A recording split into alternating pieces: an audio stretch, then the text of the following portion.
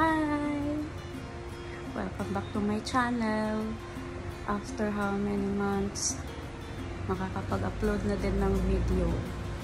At may update po ako ngayon sa inyo. Life update. At ito nga po, samahan niyo po akong mag-empake. Dahil ako ay aalis.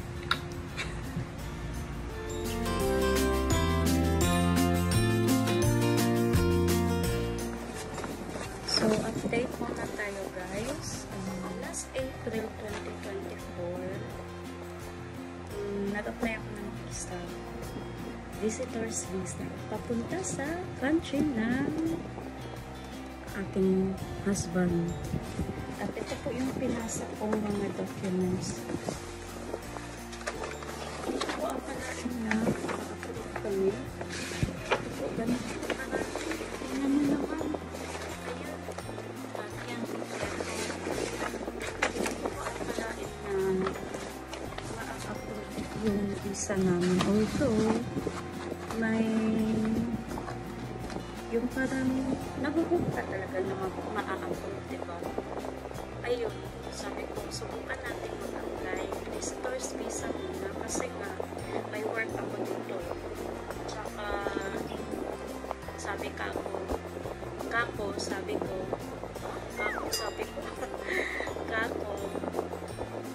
kompleto yung magiging documents ko, if ever meron akong maipapakitang ATR, employment certificate, and etc. So ayun, sinubukan namin at kwento ko lang muna bago ako magsimulang mag-empake. Ayun na nga, nag-apply ako ng visa nung April at mabilis lang siya, wala namang interview. Mga around May, first week of May, email na at nag-text yung VFS na pwede ko nang pick upin yung aking passport. So ayun, kinabahan na ako, kaya diretso na ako pumunta ng VFS nung lunch break ko. Ayun, nag-tricycle pagkatapos. Basta mahaba-habang kwento. Cut the story short, nakapasok ako ang VFS at binigay sa akin yung passport ko. Nakalagay siya sa parang plastic, parang parcel. Tapos nung kinuha ko na siya, mabigat. So sabi ko, hala, para yung dati ko. Kasi guys, for the record, nag-apply na ako ng visitor's visa noon 8 years ago, 2016, 17. Dalawang beses actually. And then, lahat yun, yung dalawang yun, rejected. Refused ako. Kaya ayun, parang sabi ko, hala, may experience na ako sa rejections ng visa. So, ayun, sabi ko, hala, mabigat. Naku, parang denial na naman to. Kaya, nung nakuha ko yung passport, tapos sabi ng taga-VFS, check niyo po muna kung nandyan po yung lahat, buksan daw. Sabi ko, hindi ko na binuksan, umalis na ako. Ayun, pagkaalis ko, pumasok ako ng mall kasi ngayon malapit na sa mall yung VFS. Actually, nasa mall na lang siya within the area. May mall doon. Kaya ayun, pumasok ako. Tapos hanap ako ng space kung saan pwede kong mabuksan yung passport. Parang parcel.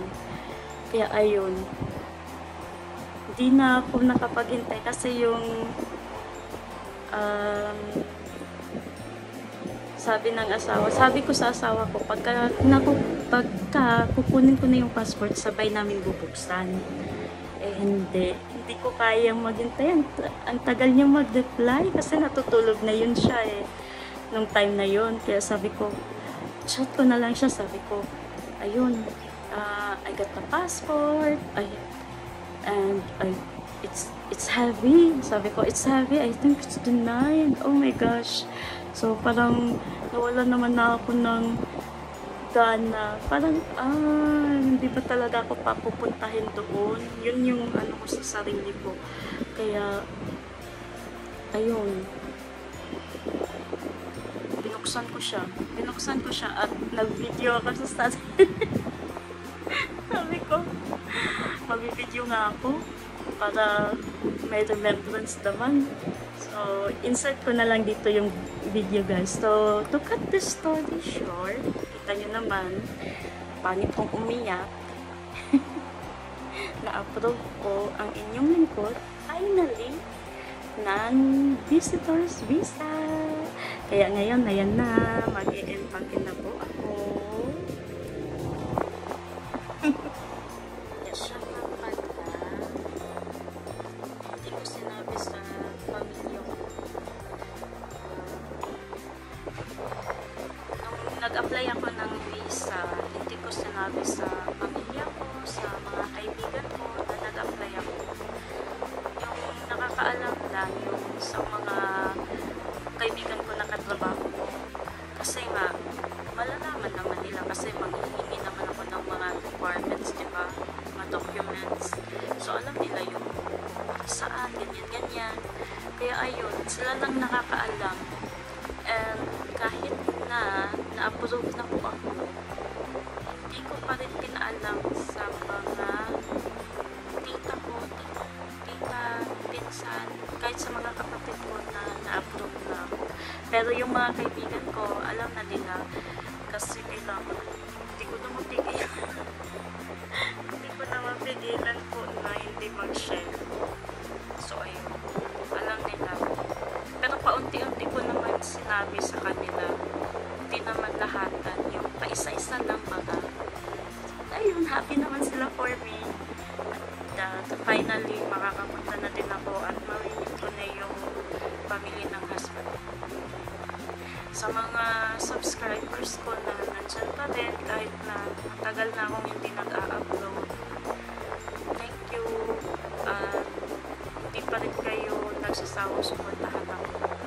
Ano pa ba? Yun lang. At sa mga bagong mga supporter o bagong mga subscribers, welcome to my life. Yun lang. Kaya hindi ko sinabi sa mga kapatid ko, mga tita ko, sa pamilya ko na na-upload ako. So, basahin sila.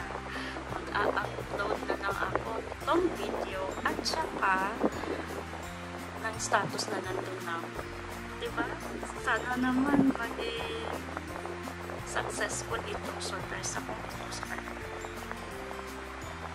Kaya, sige, mag-umpisa na tayo mag-empake.